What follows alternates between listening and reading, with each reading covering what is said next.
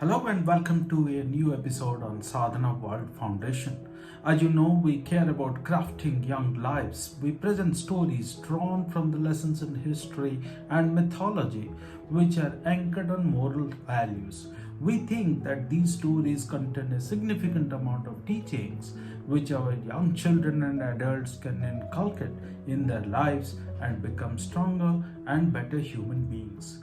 We have been doing a series on leadership traits. All of us want our children, our young, to become leaders, to be able to influence many people surrounding them with their ideas and thoughts. We have spoken about various qualities of leadership, right from the fact that a leader must demonstrate integrity, which is about calling out what's the truth.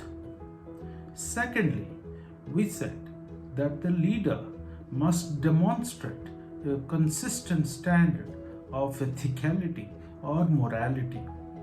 It's not easy to do this on a consistent basis. It's always to do the right thing. And thirdly, we spoke about a leader who must be a visionary.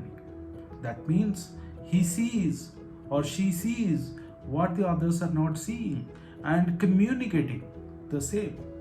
And fourthly, spoke about a leader who must be adaptable, which means that the leader should be not only be pure in his mind but also be able to transform, be able to adapt to a change which is happening all around us. Charles Darwin has said that not the strongest, not the most intelligent, but the species who is able to adapt itself to a change survives. So leadership is something like that. Then we spoke about resilience. We said that the leaders must be resilient. They cannot wilt under pressure. It is their grit to stay focused. It is their determination to continue which makes them as strong leaders. Then we spoke about self-confidence of the leaders, those who believe in their thoughts and ideas. Of course, purity of mind is very, very important. Control on their senses is very important. We spoke about various noble qualities that we have to practice so that we are able to demonstrate these traits, starting from being a person of high integrity to be able to demonstrate high standards of ethicality and morality on a consistent basis, then being a visionary. Then we spoke about the person to be adaptable to change. Then we spoke about resilience, and then we spoke about self-confidence. We didn't stop there. We brought out another dimension of leadership, which is emotional intelligence.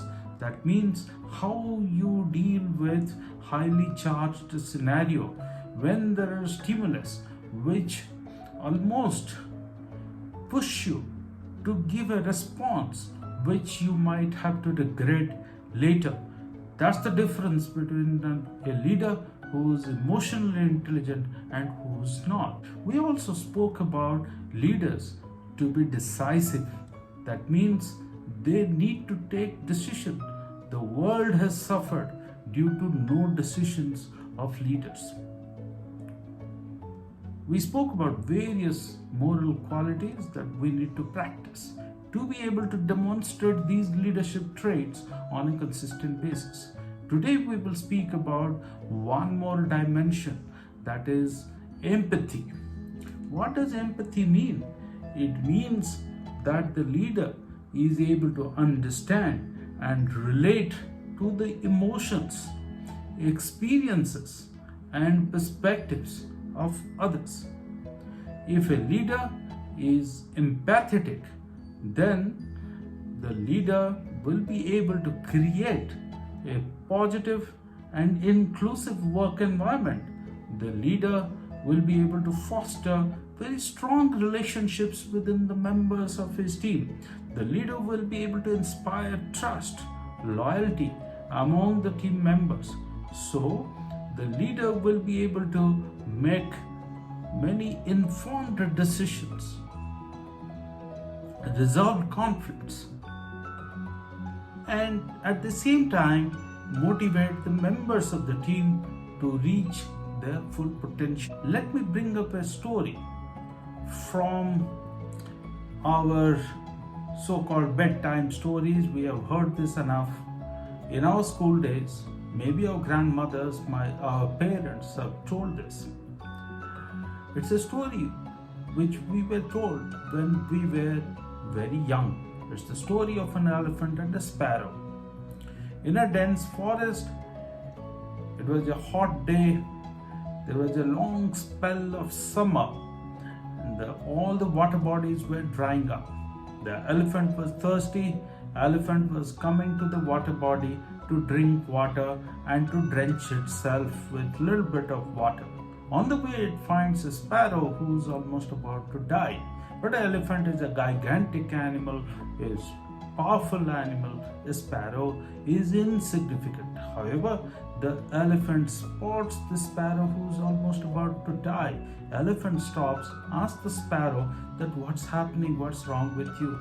Then the sparrow gathers little bit of strength to just answer the elephant that it has been a long flight for me. I am not able to fly anymore. Possibly I am dehydrated and exhausted. The elephant says, don't worry, just hang on. Elephant goes to the water body, takes some water on its trunk and sprays that water on the sparrow, and the sparrow somehow gains little bit of strength and starts to take small flights.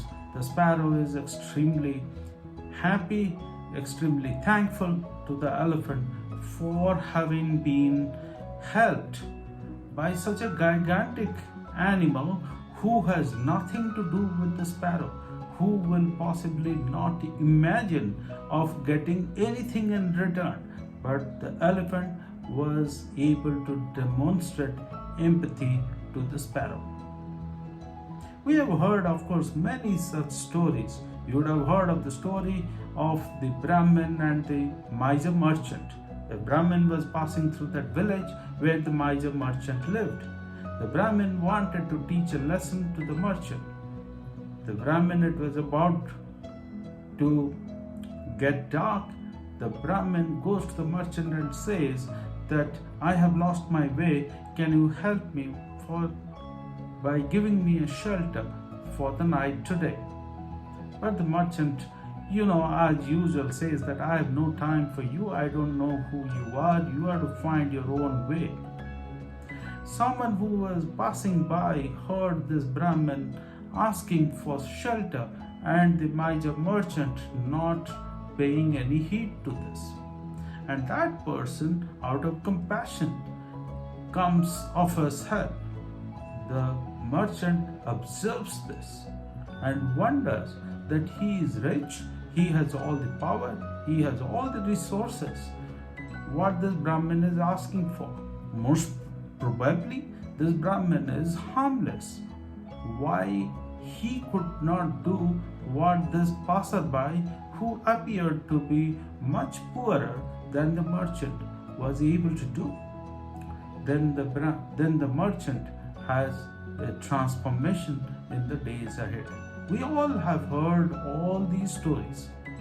All these stories point to the fact that these characters were empathetic.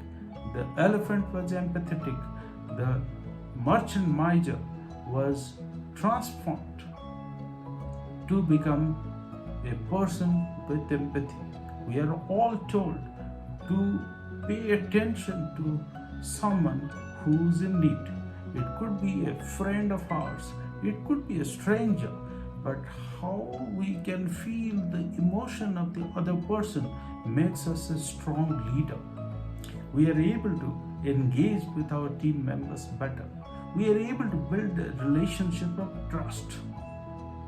In Hindu mythology, in Ramayana, when Hanuman reaches the place where Sita is imprisoned by Ravan. Sita doesn't recognize Hanuman. Hanuman somehow is able to recognize Sita. If you go through the description of those verses in Ramayana, you will see that how Hanuman establishes the relationship of trust with a stranger, that is Sita, and assures her that it's Ram who's going to come and help and free her from the captivity. There are several such stories in our mythology, in our folk tales, and so on. All of us have been told about the value of empathy right from our childhood.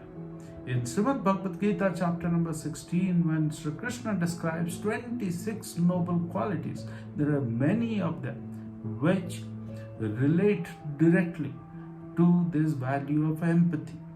If we practice all of these, then our life is going to be of a stronger and better human being who is able to feel the emotions of the other person and is able to establish our thought processes in a direction that we gain respect, we gain trust from the people around us. Nice story, several examples. We just have to think of this, apply this in our lives. Ladies and gentlemen, my dear children who are watching this, thank you very much for understanding this, applying this in our daily lives, and spreading these beautiful words amongst many other people. Look forward to our future conversations. Thank you very much.